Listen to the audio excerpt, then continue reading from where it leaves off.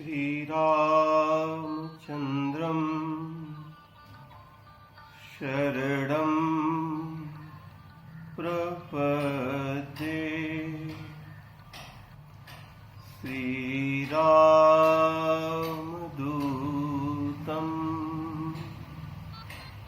शरणं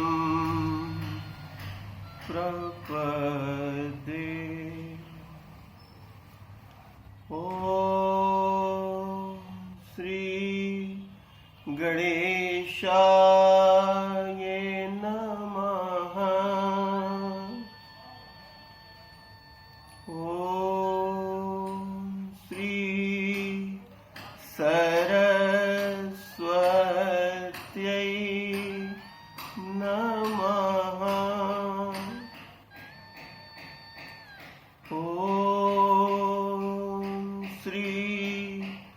जानकी वल्लभो विजयते। श्री गुरु चरण सरोज रज निज मन मुकुर सुधार। वरनौ रघुवर बिमल जस जो दायक फल चार।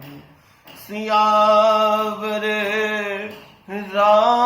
रामचंद्र की जय। पवन सुत हनुमान की जय। उमापति महादेव की जय।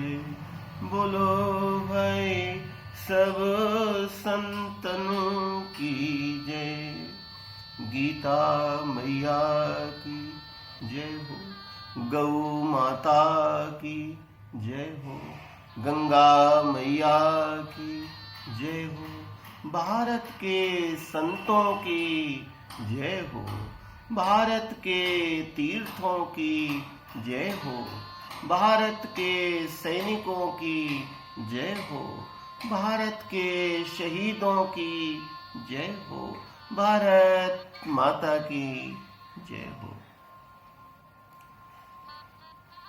मानस सत्संग महिमा 9 दिवस की कथा के शुभारंभ में, जो कि परम पूज्य साहब जी की दया कृपा से पुष्पित पल्लवित हो रही है, आप सबको व्यासपीठ से प्रणाम, कोटि कोटि प्रणाम। जय श्री राम। कलि पावना अवतार गोस्वामी तुलसीदास जी महाराज ने सत्संग की महिमा का बहुत वर्णन किया है। पूरा श्री रामचरितमानस कवितावली, दोहावली, गीतावली, रामाज्ञा प्रश्नावली, रामलला नहछु, पार्वती मंगल, जानकी मंगल, बरवे रामायण, जितने भी तुलसी के ग्रंथ आपको मिलेंगे, सभी में सत्संग का बड़ा प्रभाव दिया गया है। सत्संग का यह तो 9 दिन की कथा में संक्षेप में गुरु कृपा से कुछ विचार आपके सामने रख रहा हूं। सत्संग का अर्थ है उस जीव का सत का संग हो गया। पहचान क्या है? किसी का संग होगा तो संग से प्रीति पैदा होगी। भक्ति सूत्र, संग से प्रीति पैदा होगी। गोपियों को संग से इतनी प्रीति पैदा हो गई, वो गोविंद की याद में रहती हैं, घर के काम करती हैं। गोपियों ने घर का त्याग नहीं किया, गोपियों ने घर के कामों का त्याग नहीं किया। वो घर में रहते रहते प्रभु की याद करते करते। और उद्धव जैसे बड़े ज्ञानी, वो सत्संग उद्धव और गोपी का होता है। उद्धव जैसा ज्ञानी भी जब गोपी के विषय में कहते हैं तो कितनी भूरी भूरी प्रशंसा करते हैं। जयति ते अधिकम जनम अनह व्रजा। श्रीमद् भागवत शास्त्र, परमहंस संगीता, ये परमहंसों की संगीता है साहब। ये परमहंसों की अनुभूतियों के जो विचार हैं। गोपियों को प्रीति पैदा हो गई, अब तो कुछ नहीं। जयति तेधिकम जनमनः व्रजः श्रयति इंदिरा सस्वदत्रिः दयिति दृश्यताम दिक्षु तावका त्वयि धता सबस त्वाम विचिन्वते। घर के काम का उन्होंने त्याग नहीं किया। घर के काम को करते करते परम में उनकी इतनी प्रीति हो गई, इतना लगाव हो गया। किसी ने गोपियों से पूछा, आपको ये सब कहां से मिला है? तो गोपी कहती है, ये कथा सत्संग है। मैंने कथा सुनते सुनते गोविंद से प्रेम मेरा हो गया है। हे गोविंद, ये तुम्हारी कथा अमृत है। तब कथा अमृतम तप्त जीवनम। श्रीमद् भागवत महापुराण परमहंस संहिता। तब कथामृतम तप्त जीवनम कविभिरीडितम कलम सापहम श्रवण मंगलम। इसके सुनने में मंगल होगा। ये कथा सुनने से मंगल होगा श्रोता का, और कहेगा उसका तो मंगल होगा ही।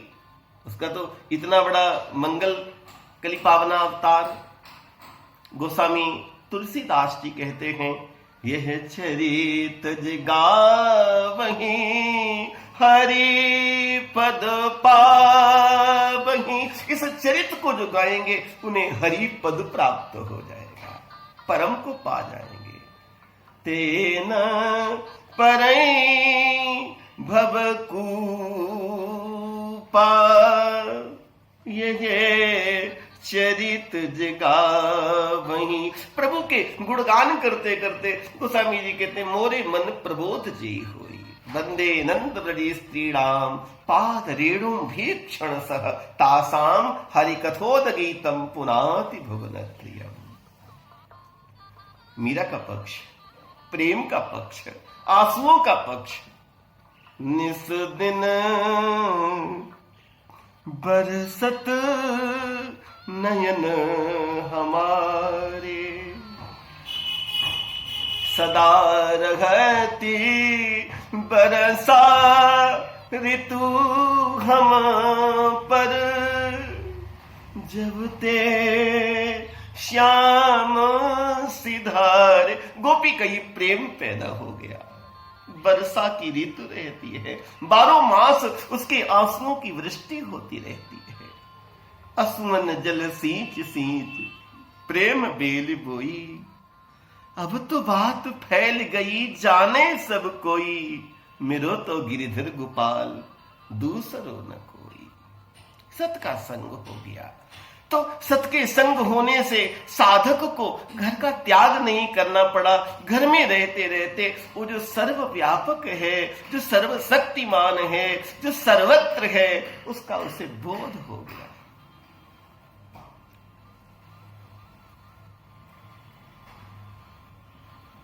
भक्तों के मिलन में एक गंगा पैदा हुई है। ये राम कथा, कृष्ण कथा, उद्धव गोपी का मिलन। उधो वयो सुधो। कई बार उद्धव गीता पर चर्चा हुई है जो रिकॉर्ड नहीं हुई। और गुरु की पास से ये व्यास गद्दी की सेवा करते करते मेरा 41वां वर्ष है कि मेरा सौभाग्य है। व्यास गद्दी की सेवा हो रही है। कुछ आपसे मन की बात कर लेता हूं। मोरे मन प्रबोध जय होई। मेरे मन को जैसे प्रबोध हो और तुलसी के उन्हीं चरण चिन्हों को याद करते करते स्वांता सुखाए तुलसी रघुनाथ का था। तो जिसके जीवन में सत का संग हो गया है, जैसे कोई शीत के निकट जाएगा तो उसको शीत अनुभव होगा ही। गोपियों के निस्दिन बरसत नैन हमारे, प्रीत ही सो रीझे सदा प्रीतम हमारे श्याम।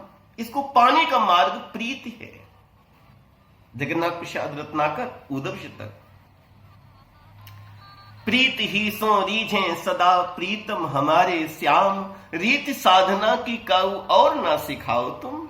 ब्रह्म ज्ञान भांखो ब्रह्म ज्ञानिन के बीच। हम ग्वारिन गमारिन को जन भरमाओ तुम। प्रेम की कुटी में त्रिपुटी की चर्चा है कहा। बीच भ्रकुटी के ध्यान काको बतलाओ तुम। ब्रज के अलिंद बहें नेह की कलिंद जाहे, ऊधो इते ज्ञान की न गंगा ढरकाओ तुम। ये गोकुल गोपाल उपासी, हम तो कृष्ण की उपासना जानते हैं, उसको याद करते हैं।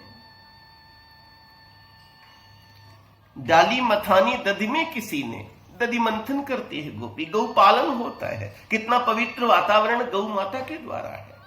डाली मथानी दधि में किसी ने, और घर का काम करते करते अलग से गोपी को ध्यान लगाना पड़ा हो, ये तो आवश्यकता थी नहीं। उसका ध्यान टूटता ही था कब? वो तो अनवरत चलने वाली उसकी प्रक्रिया थी। ये सत का संग ऐसा था उसमें कि जहां पर उसको फुर्सत न हुई, जिसको सबक याद हुआ। हरि नाम में प्रीति पैदा हो गई, गोविंद से प्रीत उसकी पैदा हो गई। डाली मथानी दधि में किसी ने, है ध्यान आया दधि चोर का ही। कृष्ण की याद आ गई, गदगद हुआ कंठ पुकारती है, गोविंद दामोदर माधवेती। हे कृष्ण, हे यादव, हे सखा, मोहे तुहे नाते अनेक, मानिए जो भावे। तुलसी के अर्थ में प्रीति सौनक चित्ते ते हतो वत्म विचारि च, सर्व सिद्धांत निष्पन्नम संसार भय नाशनम, भक्तियोग वर्धनम यच्च कृष्ण संतोष हेतकम। भक्ति का वर्धन होगा, भक्ति ज्ञान विराग तो विवेको वर्धते महान, माया मोह निराश्च वैष्णवे क्रियते कथम। भक्ति ज्ञान के द्वारा पैदा होने वाला विवेक प्राप्त होगा। सत के संग में जहां पर सत्संग हुआ, पाई रे इन साधु की संगति पाई। विश्वामित्र जी का आगमन होता है, वो राम लखन को लेकर के जाते हैं। सदगुरु के साथ में राम ब्रह्म और जीव लक्ष्मण चले हैं सिया रूपी माया को प्राप्त करने, सिया रूपी ऐश्वर्य को प्राप्त करने, सिया रूपी शांति को प्राप्त करने। रास्ते में गंगा मां का पूजन किया है और गाधी सून सब कथा सुनाई। कई विशेषण मिलते हैं, गाधी तनय मन चिंता व्यापी, और यहां पर गाध सून सब कथा सुनाई, यही प्रकार सुर स्वर में आई। हे राम, तुम कितने पावन वंश के हो, तुम्हारे ही पूर्वज महाराज भगीरथ ने इस गंगा को धरती पर उतारा है, विश्व का कल्याण किया है। तुम्हारी रग रग में कल्याण की भावना विद्यमान है, तुम्हारी रग रग में सर्वे भवंतु सुखिना सर्वे संतु निरामया की भावना विद्यमान है। आगे अहिल्या का उद्धार करवाया है। गौतम नारी श्राप बस उपल देह धरि धीर, चरण कमल रज चाह से कृपा करो रघुवीर। ये सत का संग हो रहा है। किसी को दोष लगा करके दंडित करना बहुत को आता है, बहुतों ने किया है, ये कर रहे हैं। लेकिन किसी को गिरते हुए को उठाना जिसको आता है वो सत है, और उसके संग से अहिल्या जैसी बुद्धि का भी उद्धार हो जाता है। गोस्वामी जी के अर्थ में परशत पग पावन शोक न सावन, प्रगट भई तप पुंज सही। तप का मानो पुंज प्रकट हो गया। ये जो प्रायश्चित था, पुण्य का अहंकार प्रभु से दूर कर सकता है। मे बी पॉसिबल, ये संभव है, हो सकता है। पुण्य का अहंकार प्रभु से दूर कर देता है, जबकि पाप का प्रायश्चित प्रभु के समीप पहुंचा देता है। पाप का प्रायश्चित, ये बेचारी ने कोई पाप किया ही नहीं, वो तो गौतम जी की नारी है। और विश्वामित्र जी कहते श्राप बस, पाप बस नहीं, गौतम नारी श्राप बस उपल देह धरि धीर। तप कर रही है, आप कृपा करिए, उद्धार करिए इसका। परसत पग पावन शोक न सावन, प्रगट भई तप पुंज सही। और देखो उसको इतने दिन का ये प्रायश्चित सत के संग का परिणाम देखिए, उसको ये वियोग नहीं लगा। मुनि के प्रति कोई क्रोध नहीं है। देखिए साहब, अहंकार शून्य व्यक्तित्व, देखिए सत के संग की करुणा। इतना समय हो गया, मेरा कोई दोष नहीं था। ओ कवीश्वर मुनि, हल करो प्रश्न को, साधना की पुजारिन छली क्यों गई, क्यों कलंकित हुई देवियों की कथा, लेखनी इस तरह से लिखी क्यों गई। इंद्र की चाल में कौन सा राज था? कौन से उसके पास राज थे जिसको गौतम न जानते हो? इंद्र की चाल में कौन सा राज था जिसको गौतम सा ज्ञानी समझ ना सका? क्यों शिला बन गई, वो पत्थर बन गई, बेचारी का दोष क्या था? वो तो श्राप बस है, पाप बस नहीं है। लेकिन उसके मन में कोई क्रोध नहीं। मुनि श्राप जो दीना, अति भल कीना, परम अनुग्रह में माना। देखो भरी लोचन, हरि का दर्शन कर रही हूं। जो हरि का दर्शन, यही लाभ शंकर जाना। भगवान शिव को भी यही सत्य का संग प्रिय है, हरि का दर्शन, हरि से प्रेम, हरि नाम का स्मरण। गई पतिलोक अनंत भरी। परमात्मा राम लखन गुरुदेव के साथ में जनकपुर विदेह की नगरी में पधारते हैं। बड़ी सुंदर आम की वाटिका है। गुरुदेव ने देखा, कहा राम बेटे ये बड़ा शांत वातावरण है, एकांत है, एकांते सुखमास्यताम। इसमें आम के पेड़ के पास में मानस पूजा बहुत अच्छी होती है, ऐसा शास्त्रों ने लिखा है। सभी पेड़ों की बड़ी महिमा है। बरगद तो वो वृक्षराज है साहब, वृक्षराज हैं कई रूपों में, कल्प वृक्ष, महावृक्ष के रूप में, विश्वास के प्रतीक हैं। और आम, आमो छाह करी मानस पूजा। मानसिक पूजा करने के लिए आम की छाया बड़ी सुखद है, बड़ी अनुकूल है, साधना में सहयोगी सिद्ध होती है। बट तरी करी हरि कथा प्रसंगा। अलग अलग वृक्षों का अलग अलग वहां वर्णन किया है। आम की वाटिका है, हे राघव यहीं रहें, बड़ा अच्छा है। माली आता है, माली से पूछते हैं, देखिए साहब विनम्रता व्यक्ति की, एक अनुशासन प्रियता कि भाई आपको कोई आपत्ति न हो तो हम इसी वाटिका में अपने शिष्यों समेत विश्राम करें। महाराज ये पूरी मिथिला आपकी है। महाराज जनक का आदेश है कि विश्वामित्र जी के आते ही मुझे तुरंत सूचना की जाए। महाराज आप कहीं विश्राम करें, मुझे अनुमति दें, मैं सूचना देने के लिए जा रहा। सबका संग होता है, बड़ी विनम्रता है। राम जी बड़ी विनम्रता के साथ में अपनी बात कहते हैं। नाथ लखनपुर देखने चढ़ाई, नगर में आते हैं, नगर दर्शन करते हैं। प्रभु के तीन मुख्य रूप हैं, रूप, शील और बल। रूप, शील, बल धाम। वैसे तो सहस सीसा पुरखा सहस्राक्षा वैदिक ऋषि, पुराणों के, शास्त्रों के, गीता के ऋषि ने कितने कितने, पर मुख्य तीन तत्व के रूप में हम चर्चा करना चाहेंगे। रूप, परमात्मा ने रूप से जनकपुर को जीत लिया, शील से अवध को जीत लिया और बल के माध्यम से लंका को जीत लिया। बलम बलवताम चास्मी कामराग विवर्णितम। बलवानों का मैं बल हूं। रूपवानों के रूप हैं प्रभु। काम कोटि छवि श्याम शरीरा, नील कंज बारिद गंभीरा, अरुण चरण पंकज नख ज्योति, कमल दलन बैठे जन मोती, रेख कुलिस दुनि अंकुश सोहे, नूपुर धुनि सुनि मुनिमन मोहे। इतने सुंदर राम और लखन देखने नगर भूप सुत आए, समाचार पुरबासिनु पाए, धाये धाम काम सब त्यागी। वो धाम काम को सब कुछ छोड़ करके दौड़े, मनोरंक निधि लूटन लागी। जैसे रंक को कोई खजाना मिल गया हो। और युवतियां भी परम का दर्शन करती हैं, लेकिन अपनी एक जनकपुर की मर्यादा गोस्वामी जी दिखाते हैं। युवती भवन झरोखन लागी। उन्होंने झरोखों से ही सत का संग किया है। और सब एक ही प्रार्थना कर रहे कि इनसे धनुष टूट जाए, ये सिया जी को ब्याहें और इसी नाते आए और हमें इनका दर्शन होता रहे। इधर महाराज जनक जी को सूचना मिलती है। महाराज जनक जी अमराई में गुरु विश्वामित्र की जो स्वागत स्थिति है, सम्मान करने जाते हैं। आगतम स्वागतम कुर्यात स्वागंते पाद प्रक्षालनम, पाद प्रक्षालन किया, आरती उतारी, मंत्रोच्चार हुआ, पुष्पांजलि हुई, गुरु ने आशीर्वाद दिया, आसन ग्रहण करें विदेहराज। महाराज आपने जनकपुर पधार करके मेरे जीवन को धन्य कर दिया। अरे महाराज आप कैसी बात करते हैं, आपका स्नेह निमंत्रण मिला और हम प्रेम की डोरी में बंधे हुए चले आए। आप तो राजाओं के राजा हैं, आप तो राजा होते हुए भी ज्ञानी हैं, आप विदेह राज हैं।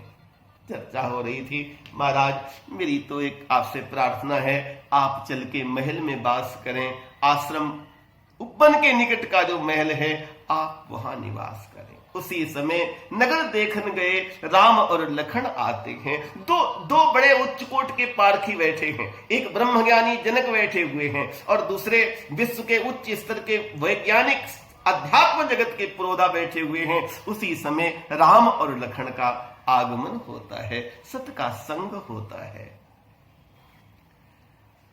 गुरुदेव को प्रणाम करते हैं, जनक जी को अभिवादन किया, जनक जी ने आशीर्वाद दिया और सहज ही पूछ उठे, कहो नाथ सुंदर दो बालक। देखिए इस सुंदरता के द्वारा कैसे प्रभु ने आकृष्ट किया है।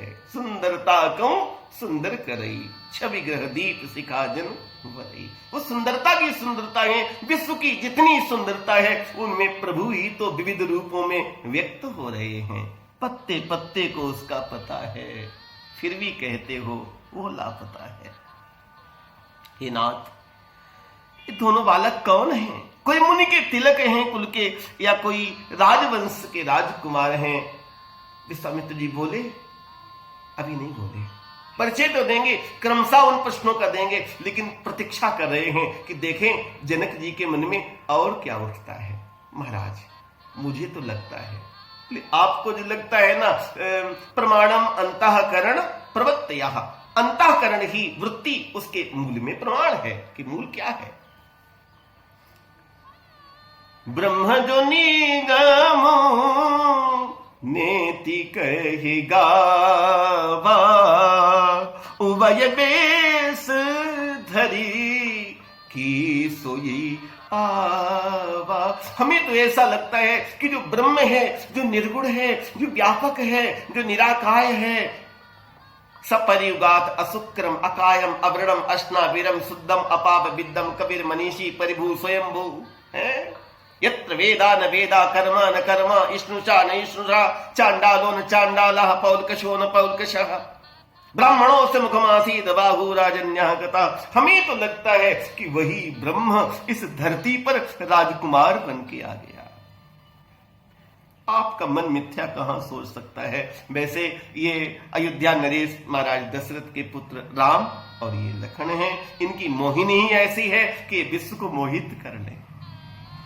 महल में विश्राम मिलता है। संक्षेप में सिया राम का पुष्प वाटिका में मिलन होता है। ये भी एक सत्य का संग है। संक्षेप में कभी इस विषय पर चर्चा व्यापक होगी। मानस पुष्प वाटिका बड़ा सार गर्भित वो बिंदु है।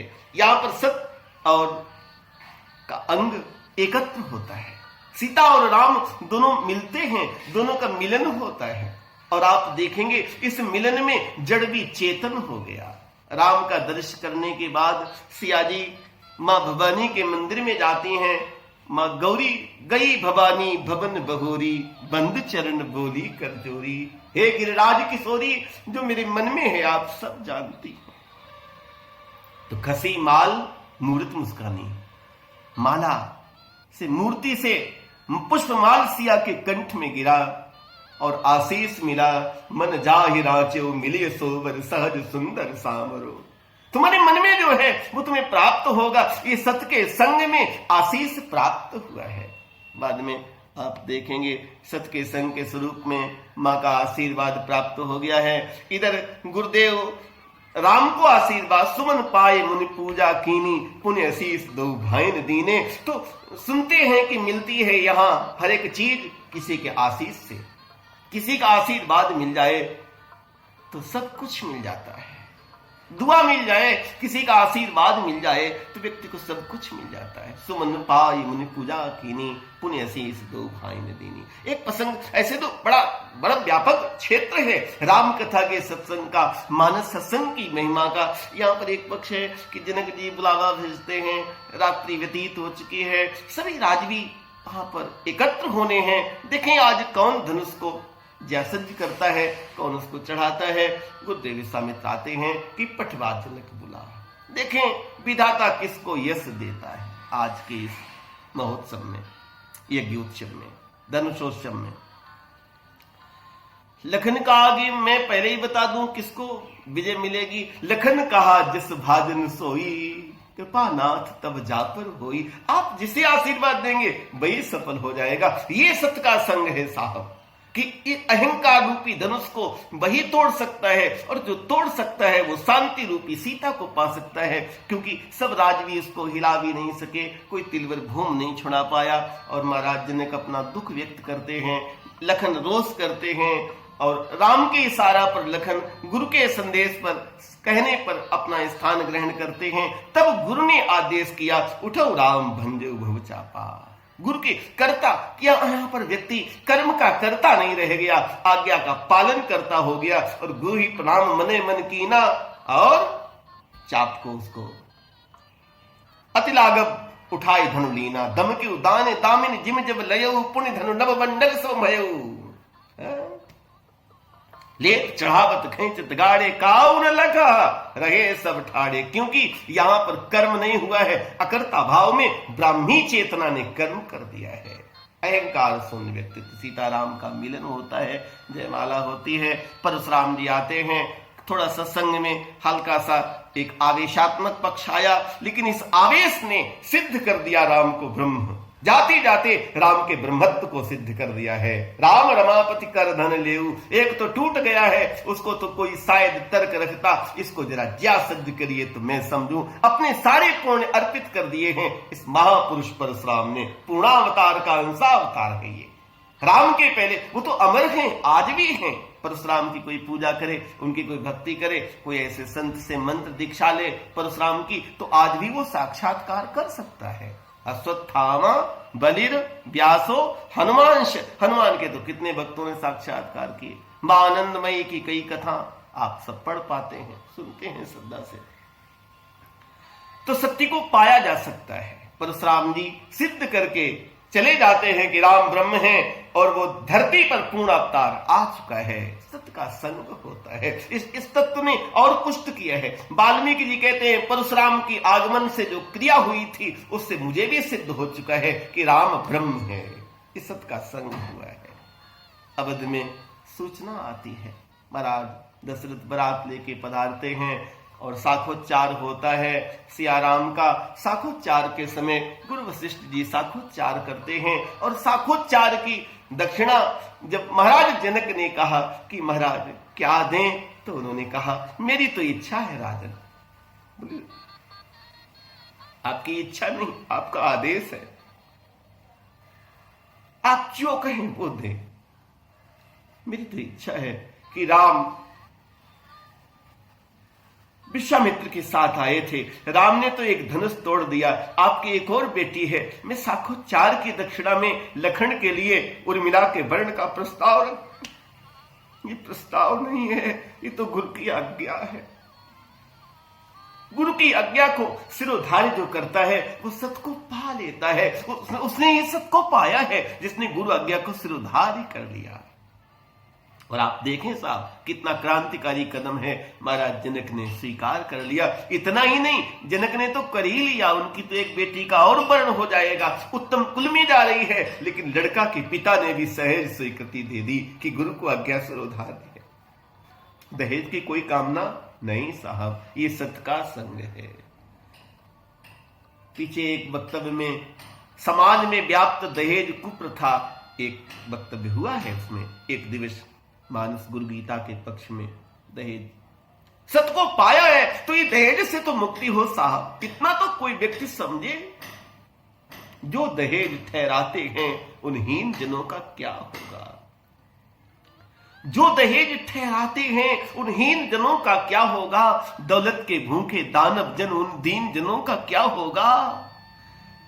दौलत के भूखे दानव जन इतना दहेज ठहराते हैं, सुंदर कन्या के दीन पिता धन उतना ना दे पाते हैं, बर की तलाश में इधर उधर दर दर पर ठोकर खाते हैं। धनहीन सोडसी कन्याएं बूढ़ों के साथ ब्याते हैं, पहले पन में सिंदूर मिटा अब अन्य पनों का क्या होगा, जो है सर्वस्व लुटा बैठे उन हीन जनों का क्या होगा। है अंतिम मेरे भाव यही अनुपम ने आस विचारी है अंतिम मेरे भाव यही अनुपम ने आस विचारी है, ना ले दहेज ना दे दहेज श्री रामचंद्र हितकारी है। राम की इस कथा को सुनकर के कम से कम ये रूढ़ी तो छूटे, मानस का सत्संग किया है तो इससे तो मुक्त हो, वर वधू की योग्यता के आधार पर उनके उत्तम कुल में विवाह किए जाए। साखोच्चार तो द्वितीय पक्ष से भी होता है। तो गौतम पुत्र शतानंद ने साखोच्चार किया तो महाराज दशरथ ने, ये तो वंश साहब, ये वही रघु का वंशज है जहां पर सम्रणमये बीत हिरण्यमय त्वात पात्रे निधाय अर्घ्यम अनर्घशीलः सुत प्रकाशम यशस प्रकाशः प्रत्युज्जगाम अतिथम आतिथेया। जिस व्यक्ति ने अपना सर्वस्व दान कर दिया था, ये वही वंश है। महाराज दशरथ पूछते हैं गुरुदेव क्या आज्ञा है, साखोच्चार में क्या दिया जाए। तो सतानंद कहते हैं महाराज राम लखन ब्याह के जाएं और भरत शत्रुघ्न कुंवारे रहें, ये अच्छा नहीं लगता। जब यहां पर वर वधू की ही मांग चल रही है, गुरु का काम है कि गुरु अपने शिष्य को, अपने यजमान को हित की बात करे। तो मैं प्रार्थना करता हूं महाराज जनक के एक भाई कुशध्वज जो संकिसा के सांकाश्य नरेश हैं, संकिसा के राजा हैं, इनकी 2 पुत्री हैं मांडवी और सुतकीर्ति। मैं आपके बेटे भरत के लिए, जो राम भरत की ही अनुहारी, भरत तो ऐसा लगता था मनो राम का प्रतिबिंब है, सहसा लख न सके नर नारी। भरत त्याग की मूर्ति है। भरत के लिए मांडवी का, शत्रुघ्न के लिए सुतकीर्ति का प्रस्ताव होता है और राजवी दशरथ स्वीकृति देते हैं, गदगद हो जाते हैं। महाराज जनक, लोग एक लक्ष्मी पाकर धन्य हो जाते हैं, आपने तो मुझे 4 लक्ष्मी दे करके अवध की शोभा को 4 गुना कर दिया है। देखिए साहब कितना सुंदर, कितना मार्मिक चित्रण है। यहां पर दहेज प्रथा के ऊपर कितना बड़ा चोट है कि राजवी ने कुछ मांगा, राजवी ने कोई प्रार्थना की, कोई धन की याचना की, तिलक में इतना दे दो, अग्रिम इतना दे दो, इतने गांव का राज्य दे दो, कुछ भी नहीं। यहां पर तो दाइज फिर भी देने वाला दे रहा है। ये सत्य का संग है। सत्य का संग करते करते मानव के जीवन से ये दहेज की रूढ़ी समाप्त हो जाए। न ले दहेज न दे दहेज श्री रामचंद्र श्री कृष्णचंद्र हितकारी है, दुल्हन ही दहेज है। ये सत्य का संग है। चारों तब जनक पाए वशिष्ठ आयस ब्याह साज समाज के, मांडवी सुतकीरत उर्मिला कुंवर नहीं हकार के। चारों बेटियों का लगन होता है। तब कहते हैं गुरु विश्वामित्र ने कहा राजन मेरे मन की भी एक लालसा है। ऐसा मैंने कुछ रामायणों में पढ़ा, बड़ा बड़ा मार्मिक चित्रण है साहब। आज के समाज में ये इस दृष्टांत की महती आवश्यकता है। वो कब घटित हुआ कि नहीं हुआ, बहुत ज्यादा मेरा तर्क का विषय नहीं, मैं कोई विवाद का व्यक्ति नहीं, मैं तो संवाद की बात करने वाला हूं। प्रेम के पथ का पथिक हूं। साहब की प्रेरणा से कुछ आदेश हुआ कि बोला जाए तो कुछ कहने लगा, बोला गया। कोई वक्ता प्रवक्ता नहीं हूं। लेकिन यदि कहीं ये दहेज की रूढ़ी टूट जाए साहब, तो हमें तो लगता है समाज में एक बड़ा काम खड़ा हो जाए। न ले दहेज न दे दहेज, इससे मुक्ति हो जाए। विश्वामित्र जी ने कहा राजन मेरी तो इच्छा है, क्योंकि बारात बहुत दिन रुकी थी, लोगों के पास बड़ा जो भी दिनचर्या रहती थी बड़ा अच्छा था। आजकल तो बड़ा थोड़ा अतिशयोक्ति से लगता है। 39 दिन लगन के आई पूर्व बारात के 39 दिन पहले, लगन से पहले बारात आ गई। विश्वामित्र जी ने प्रस्ताव रखा कि जनक जी और दशरथ अपने अपने वो बारात में सूचना कर दें, वो अपने राज्य में सूचना कर दें कि अपनी रुचि के अनुकूल अपनी कन्याओं के लिए प्रजा भी वर्ण कर सकती है। कोई हर्ष फायर नहीं किया गया, कोई भी मृदंग बहुत ज्यादा नहीं, वो तो थे वाद्यंत्र थे, वो बजे जो था, लेकिन कोई अपव्यय नहीं किया गया। यहाँ पर तो स्वानों को मिलता दूध और भूखे बालक चिल्लाते हैं, माँ की छाती से चिपक चिपक जाड़ों की रात बिताते हैं। हम उस सूर्यवंश की कथा कहने जा रहे हैं कि जहां पर एक जिसको कि लोग नीच कहते थे, जो संपदा नीच ग्रही सोहा, सो भी लोग सुरनायक मोहा। यहाँ पर जनकपुर में और अवध में जो बिल्कुल अंतिम श्रेणी का व्यक्ति है, उसके घर भी धन के भंडार लगे थे, क्योंकि राजा की उदारता है। ये त्यागाय समृद्धानाम सत्याय मितभाषिणा। सीताराम अवध आते हैं, अवध जनकपुर धन्य हो जाता है, और यहाँ पर ऐसे सीताराम की पूरे अवध में बधाई बजे, जय जयकार हुआ।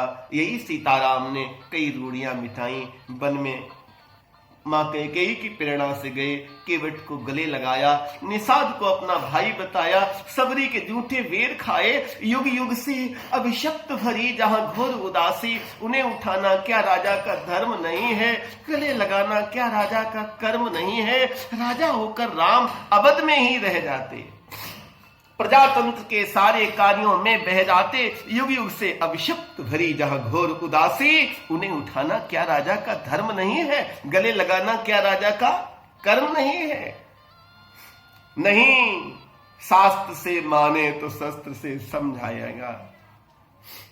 नारी होकर अबला बनना, मुझे कैकेयी कहती मैं अबला, नारी होकर अबला बनना मुझे निभाया, युद्ध भूमि में मैंने उनका साथ निभाया, मैंने अपने राम को इसलिए वन भेजा है, संतत की शिक्षा में यदि हो कठोर माता, यदि उसका उज्जवल भविष्य हो उसे सुहाता, तो उसका सुख निश्चय जग में यश पाएगा, काल जयीबन अमर विश्व में कहलाएगा, मैंने वही किया जो देवों को भी भाया।